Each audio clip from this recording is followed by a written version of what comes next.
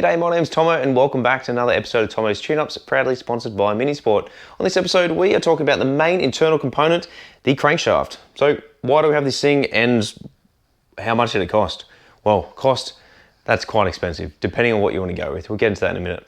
So this is a crankshaft that is going to be going in a 1330 engine build in a Mark III replica Cooper S Mini, in which I'm currently building. You'll see that on my channel in a later episode. So this crankshaft here is forged compared to billet. Now, what is the difference between the two?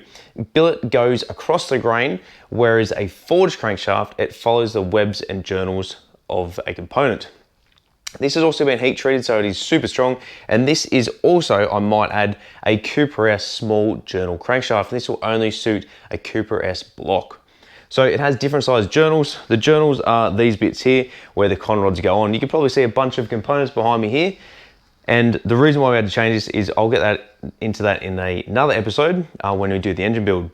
So it's important to note that whenever you buy or are storing a crankshaft, you store it one of two ways. One is you hang it from something quite high with a rope around there and just let it dangle freely. That is because of the weight. If you just lay it flat, chances are it can slightly warp over time.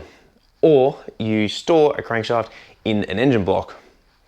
Now, there are a couple of different types of crankshafts depending what you want to do with the application. This has been, as I said, forged and is heat treated to suit a Cooper S small journal block. So there are a couple of different reasons why you might want to change a crankshaft. You might have one that's broken, like you've seen on a previous episode. You might want to upgrade because you can't machine them anymore because it's been machined to 10th hour of its life. Or you may just want the engine to rev more freely. Now, please take note that if you are buying something that is lightened, it's going to be significantly lighter than standard, but it's going to give a faster response time. So essentially, you sneeze, you rest your big foot on the accelerator pedal, the thing's going to want to rev off its tit. That's really good for a race application, or if you're doing any sort of drag racing or sprint car, any sort of track event. If you want to use it for a road, that's not an issue. However, you're going to be spending big dollars on it. So if you want to use it for race application, get something that's possibly lightened, something that's going to give you less inertia and give you that response time that you need. Or if you need to keep it with the originality of the vehicle, stick with something like this, or even just a standard replacement crankshaft.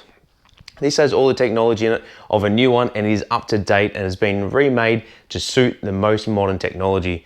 So it is a little bit different to a standard one, but this is probably one of the only times I'm ever going to sit here and talk about a crankshaft on my channel, so I thought I'd take the opportunity to talk about it.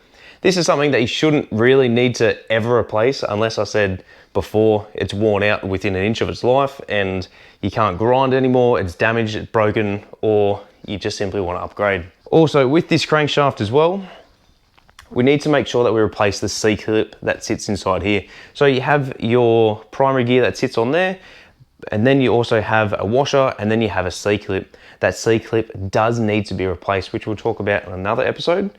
And make sure as well, if you are replacing it, you get yourself a new keyway that sits inside here.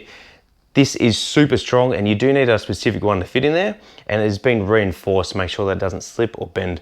Generally, as a good rule of thumb, I often replace the crankshaft bolt on either end to ensure it holds the harmonic balancer on, or on the other end, the flywheel. So be sure to check out the full range at minisport.com.au for both standard replacement and lightened stuff, and we'll see you on the next episode of Tomo's Tune-Ups.